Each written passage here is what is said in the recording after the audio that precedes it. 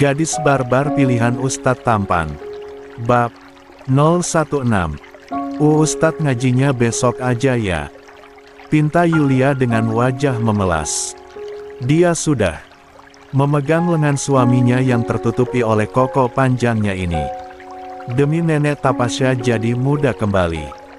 Yulia benar-benar tidak ingin dites bacaan Al-Quran atau murojaah. Ia anti hal-hal seperti itu. Jujur saja ia tidak pandai mengaji seperti suaminya yang setiap saat selalu saja mengaji. Tanpa bosan dengan suara indahnya itu. Saya menyuruhmu mengaji sekarang bukannya besok. Jika besok saya ada jadwal ngajar santriwati di pesantren, Yulia.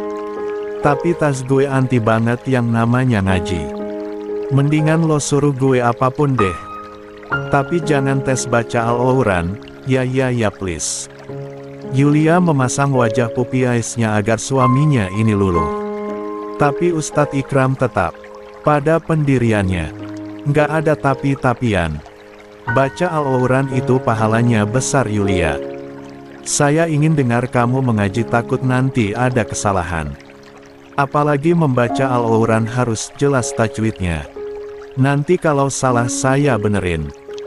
Oke Yulia bahagia. Ustadz Ikram memberikan uang sangat banyak padanya. Ustadz Ikram ternyata bukan suami yang pelit pada istri.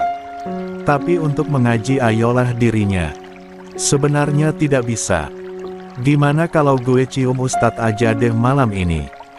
Lihat aja langit lagi mendukung loh. Cuaca sedingin ini pantasnya suami istiid. Duk. Ikram menjentikan jarinya tepat di dahi istrinya. Membuat Yulia sendiri mengadu. Kesakitan. Jangan mancing saya, Yulia.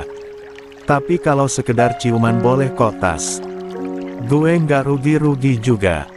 Malah nikmat. Ujarnya santai. Kamu lupa saya memiliki nafsu yang tinggi. Kamu sanggup nggak bisa jalan seharian. Kamu mancing saya Yulia, tentu saja saya ingin melakukan lebih dari sekedar ciuman.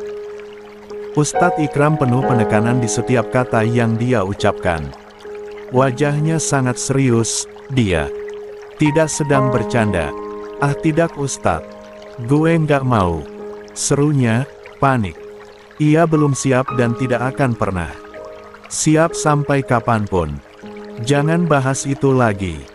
Sekarang turuti perintah suami. Dosa kalau kamu terus protes mulu. Apalagi saya melakukan semua ini juga demi kebaikanmu. Sudah Yulia katakan dia anti mengaji. Jelas dirinya kekeh mau.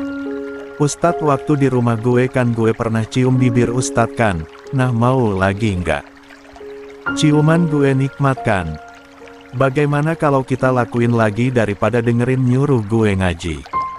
Yulia tidak masalah hanya berciuman, tapi ia tidak mau lebih daripada itu. Iya, sebenarnya juga ingin melakukannya lagi. Ikram memijat pangkal hidung mancungnya itu, merasa pusing menghadapi tingkah istrinya ini yang sangat keras kepala. Baiklah saya akan menyentuhmu sekarang. Yulia seketika mundur. Enggak tas. Gue tadi bercanda elah. Saya nggak suka bercanda, Yulia. Yulia menelan ludahnya kasar. Sorry tas. Lupakan perkataan gue tadi ya.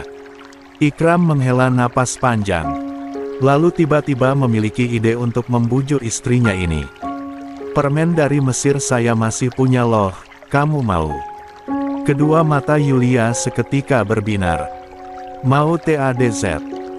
Ustadz Ikram akhirnya tersenyum kecil, dia sekarang tahu caranya meluluhkan kekeras kepalaan istrinya ini. Kalau kamu mau nanti saya akan kasih ke kamu, tapi turuti perintah saya, bagaimana?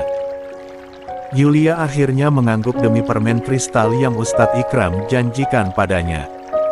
Dan dia duduk di depan suaminya ini yang kini tengah duduk dengan posisi berhadapan dengannya. Mana kerudung pasminamu? Pakai sekarang. Dengan hati bahagia karena mendapatkan permen setelah perintahnya suaminya ini ia laksanakan, Yulia mengambil pasminanya di sofa lalu memakainya. Juz berapa yang mau kamu bacakan, Yulia? Tanya Ustadz Ikram dengan kitab Al-Qur'an berwarna kuning yang telah dia buka. Yulia yang hanya bisa menyengir sambil meniup rambut yang beberapa helainya terlihat, padahal dia sudah memakai kerudung, namun kerudung segi empat itu hanya dia lilitkan ke pundaknya saja tanpa peniti jarum tentunya. Maaf Ustadz, tapi gue masih belum tamat Iqra, jelas baca Al-Qur'an belum bisa gue, hehehe. Astagfirullahaladzim, masih Iqra. Ustadz Ikram tidak bisa menahan keterkejutan di wajah tampan nan datarnya itu. Kenapa ia baru tahu? Seharusnya ia sadar selama menikah ia tidak pernah mendengar istrinya mengaji. Yulia mengangguk 2 kali, dengan penuh semangat dia berseru. Iya, sekarang tolong ceraikan gue. Ustadz malu kan punya istri yang gak bisa baca Al-Qur'an. Seharusnya Ustadz menikah dengan kakak gue yang pertama. Jelas Kak Aisyah seorang hafizah, kenapa juga memperistri gue yang begajulan ini? Ustadz Ikram menenangkan dirinya sendiri, begitu gadis yang dia nikahi ini ternyata tidak pandai membaca Al-9 Uran. Pria itu mengusap wajahnya, sampai akhirnya kekahan kecil keluar dari bibir tipis kemerah-merah alami itu. Kapan saya bilang malu, Yulia? Saya akan merasa malu dan berdosa jika saya tidak mengajarkan istri saya yang nakal ini mengaji. Ayo, saya akan ajarkan kamu mengaji mulai dari Iqra, Zaujati. Deh, rasanya jantung Yulia berdegup kencang. Perasaan geli apa ini? Bisa-bisanya Ustadz dingin ini berkata seperti itu padanya. Dan panggilan itu kenapa Ustadz Ikram memanggilnya Zaujati? Panggilan itu sama seperti notes yang diberikan suaminya padanya saat mengirim uang 100 juta ke rekeningnya. Lah yakin itu panggilan menggunakan bahasa Arab, tapi ia tidak tahu artinya. Dan juga jangan bahas kakak pertamamu itu, saya menikah denganmu bukan dia. Yang saya inginkan itu kamu, yang sudah menjadi istri saya. Jadi jangan bahas dia lagi. Ayo mulai dari halaman pertama saya ajarkan kamu. Dan insya Allah saya sebagai suamimu akan menjadikan kamu perempuan yang lebih baik. Bismillah. Karena Allah dan hanya karenanya, saya menjadikan kamu sebagai istri satu-satunya dalam hidup saya, Zaujati. Lanjut Ustadz Ikram, lalu dia berdiri.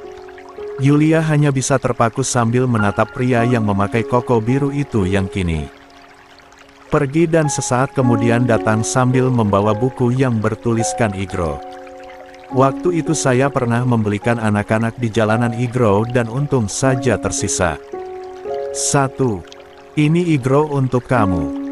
Yulia menerima lalu membuka buku Iqra yang masih baru ini.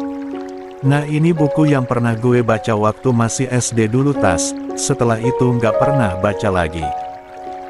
Dan buku ini belum gue tamatin sampai sekarang. Ini nih gue masih ingat baru diajarin sama ayah gue. Sampai di lembaran ketiga.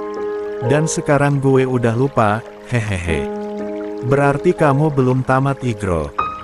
Yulia mengangguk dengan wajah lugunya. Terus bagaimana bisa kamu hafal wudhu, salat dan juga surat-surat pendek? Yulia menyengir. Pakai bahasa Latin lah Tas. Kakak gue maksa hafalin doa-doa wudhu dan yang lainnya pakai Latin, kalaupun kepaksa, dan gue hanya nurut karena takut gue nggak bisa makan Indomie lagi.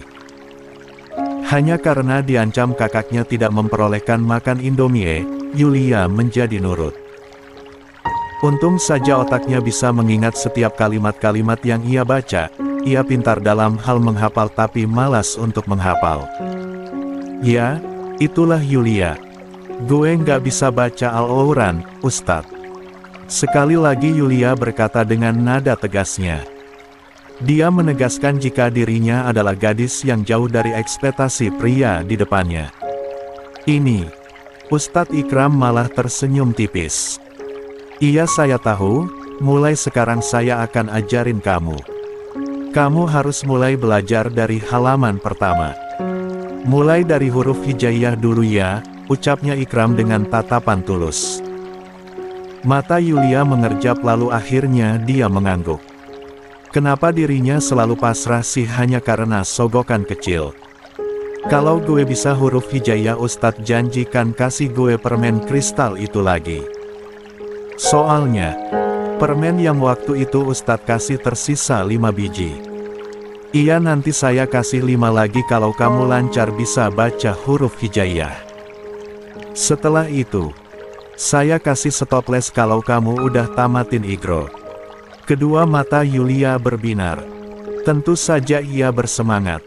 Demi permen ia akan berjuang. Hei, permen kristal yang Ustadz Ikram berikan padanya sangat enak. Rasanya ada manis-manisnya dan asam. Ia ingin setiap hari memakan permen itu, tapi sayangnya tidak dijual di negara tercintanya ini, dan hanya suaminya ini yang memilikinya. Ustadz emang masih punya stok permennya. Yulia takut ditipu karena saat ia membersihkan kamar saat itu ia tidak mendapatkan permen satu pun di sana. Jadi jika ada di mana permen itu disimpan, punya, saya simpan di tempat aman tanpa kamu tahu, jawab Ustadz Ikram. Ayo kita mulai dari baca ta'awuz dulu. Dia mulai serius mengajar. Tunggu Ustadz, Ustadz nggak mau kayak di film-film romantis yang suaminya ajarin. Istrinya ngaji terus, kalau salah nanti si suami cium si istrinya. Yulia pernah menemukan film romantis Islami saat kakaknya menonton di kamarnya. Dukel Yulia meringis saat kening cantiknya ini kembali diketuk oleh Ustadz kita. Suaminya ini tidak ada romantis-romantisnya. Orangnya sangat kaku kayak kanebo kering. Saya serius Yulia, jangan bercanda saat sedang belajar. Saya tipe orang yang nggak suka bercanda. Siapa yang bercanda? Iya serius loh. Ayo baca ta'awuz dulu, setelah itu saya ajarin kamu baca huruf hijaiyah. Suaminya ini sungguh seperti kanebo kering dan orangnya lurus, padahal jika Arthur di posisi suaminya sekarang dia akan langsung menyambar bibirnya saat ia mancing. Tapi lihat, suaminya ini malah serius dengan tujuannya yang ingin mengajarkannya Iqra. Ustadz Ikram tidak seru. Tapi gimana ini, ia semakin ingin bermain-main dengan suaminya ini. Entah sampai mana batas kesabaran seorang Ustadz Ikram. Yermlo Tenek TK. Saat Yulia dipertemukan dengan Ustadz Ikram yang dinginnya minta ampun dan wajahnya selalu datar, ia tidak salah mengatai Ustadz itu dingin seperti kutub selatan.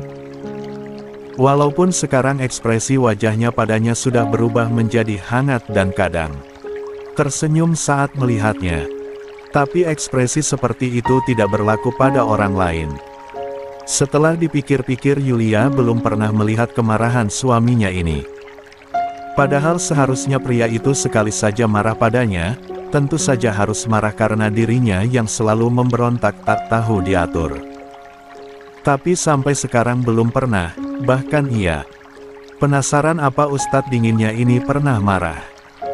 Seperti yang sudah dikatakan Ustadz Ikram tadi malam, suaminya itu pagi ini pergi ke pesantren untuk mengajar.